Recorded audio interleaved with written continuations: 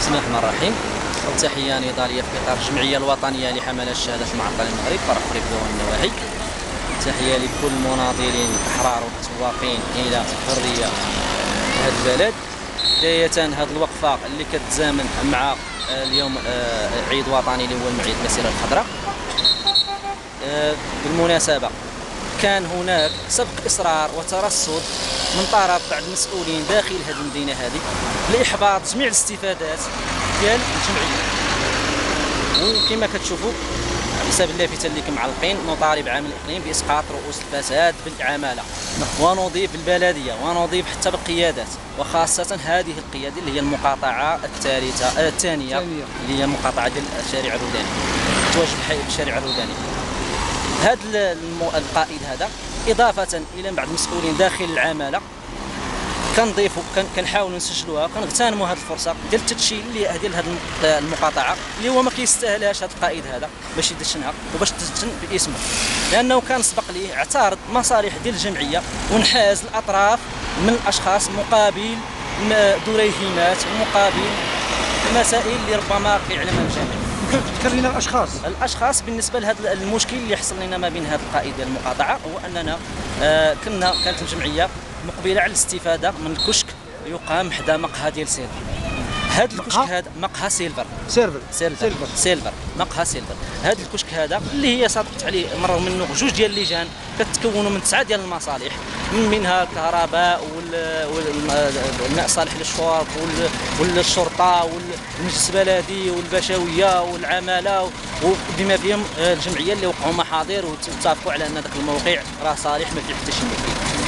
من بعد ما كنمروا تنستمروا في الملف ويتناء وضع الملف كيتظاهر لنا وكيتبان للعيان من خلال جميع السلوكات اللي كيمارسها هذا القائد هذا على استفاده ديال الجمعيه منه، واش مقابل انه ينحاز صاحب المقهى ديال سيلفر، اضافه لبعض المحلات الماكينات اللي هو يبعد عنهم هذا الكش ولا يضرهم باي شيء، لان اللجنه مرت بهذا المكان هذا وصادقت عليه. الفساد بالعماله كاين غنتكلموا كاين بالنسبه لهذا الفساد هذا اللي كنهضروا هذا اللي هو مثلا بالاشخاص بالمصالح. بالنسبه كنقولوا بالنسبه للسلطه، هذا القائد هذا طالبنا مرارا وتكرارا على انه هذا القائد راه ينحاز لهذا الشخص هذا، وبالفعل تمارست علينا ضغوط وبالفعل تعرقل وحشد لنا مواطنين ابرياء، ومن بعد اثناء الشرطه وتحققت معاهم تبين عنا جوج الاشخاص هما اللي ماشي متضررين بالنسبه 100%، برغم ان كان اتفاق مع بعض الاشخاص اللي هو كان متضرر 100% وكان التفاهم معاه، ورغم ذلك هذا القائد ما نفذش التعليمات اللي هو كان قرار عاملي للعام السابق محمد الصبري بالتنفيذ ديال الاستفاده من هذا الموقع هذا، وتم العرقله ديالو. والان حنا طالبنا عبر لقاءات للسيد باشا ولا قائد المقاطعه ولا عفوا عامل الاقليم باش هذا القائد هذا خاصو يتحيد، ورغم ذلك ما تمش الابعاد ديالو من هذه المقاطعه هذه اثناء الحركيه. بالنسبه للفساد اللي كيشتري في العماله، هنا كنا مرينا من تجربه قاسيه خصوصا اثناء المرحله ديال العامل ديال الاقليم محمد الصبري السابق في خصوص اللقاءات. كنا مجرد ما كنتقدموا باللقاء اللي هو تقدمنا به في شهر ابريل 2011 في شهر 2012 عفوا، قبل من الزياره وغير ذلك. رغم ذلك هذه اللقاءات تاجل وبقى التماطل في التاجيل ديالو من طرف الديوان اللي مارس علينا جميع انواع الفساد. الديوان واش تقصد شخص معين او شخص معين؟ نقصد مدير الديوان لانه حاول باش يعرقل جميع المصالح ديال الجمعيه والاستفاده، خصوصا اللقاءات اللي كتحاول باش تعطي استفادات اخرى، لانه كيعرف بان اللقاءات مع العامل متكرره كتزيد تعطي استفادات، ورغم ذلك كيتاجلوا هذه اللقاءات باسباب واهيه. والمؤسف لذلك انه كيتحدد موعد ديال اللقاء بعد التنصيب بيوم، يعني كان يوم التنصيب يوم 15 ومن بعد تعطينا حنا اللقاء يوم 16، بمعنى اننا ما غيكونش اللقاء. وهنا كتسجل موقف صارخ، اضافه لبعض الخروقات في بعض الملفات اللي كالمركبات الاجتماعيه، كذلك هذه الاكشاك هذو اللي الان الحقيقه بشويه سكتي. اضافه للفساد اللي في العمل، كاين فساد في المجلس البلدي، كاين هناك سوق السمك اللي الان ما عرفناش من ظهرت ايادي خفيه اللي حاولت دابا تعرقل المسيره ديال الاستفاده ديال الجمعيه، بالرغم ان هناك محضر ديال دوره اكتوبر 2009 مرر فيه المحضر وتوافق على جميع اعضاء المجلس البلدي بالاستفاده ديال الجمعيه بتخصيص حصه بتخصيص حصه للجمعيه استفاده من هذا سوق السمك اللي هو كيبلغ العدد 37. اضافه للاعداد اللي غادا ترحل من السوق القديم اللي هي 26 على اللي غادي تبقى من المحلات، يعني 11 محل.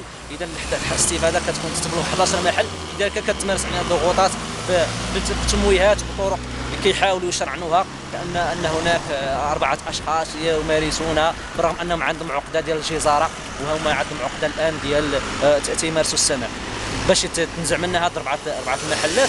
وأكثر من ذلك يفاوضوننا ويمارسون عنا ضغوطات، لأن هناك عقد لقاءين، يعني قبل الدورة، لقاء قبل الدورة وقبل بداية الدورة، واللقاء الثاني ديال هذه اللقاءات ديال اللجان اللي كتدرس نقاط جدول الأعمال بما فيهم او جينيرالمون فين واصل الملف ديال العطاله على المستوى الاقليمي.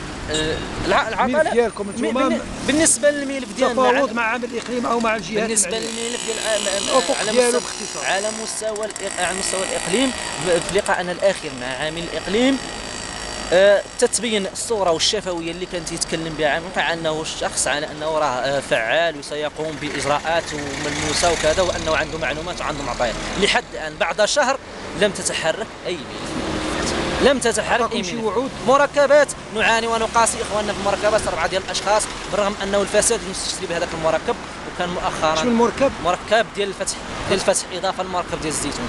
هذا شخص تيصرف عليهم اللي هو سميتو الشريكي، طبيب، وكيحاول يحتل هذه المركبات برغم انهم عاطينا معلومات على انه راه الشخص ما بقاش داخل المركبات، ولكن لحد الان هو يقاضي احد المنظفات في هذا الشهر ديال اكتوبر على بما تعني انه المعطى صحيح على ان الشخص راه يتواجد، اضافه للفساد والضغوطات اللي كتمارس على الاخوان، اضافه ان الاخوان لم يستفيدوا من العدد اللي كاين دابا ديال العاطلين اللي دابا مسجلين عندكم في الجمعيه. العدد ما مضبوط جات لان الاشخاص كيمشيو كيرجعوا حوالي فوق 100 شخص، فوق 100 شخص. ولكن الملفات اللي هما والتكوين ديالهم كاين من الاجازه ما فوق، اللي كاين اجازه زائد دبلوم سنتين في التكوين او دبلومين في التكوين حتى السنه ديال البكالوريا. شكرا.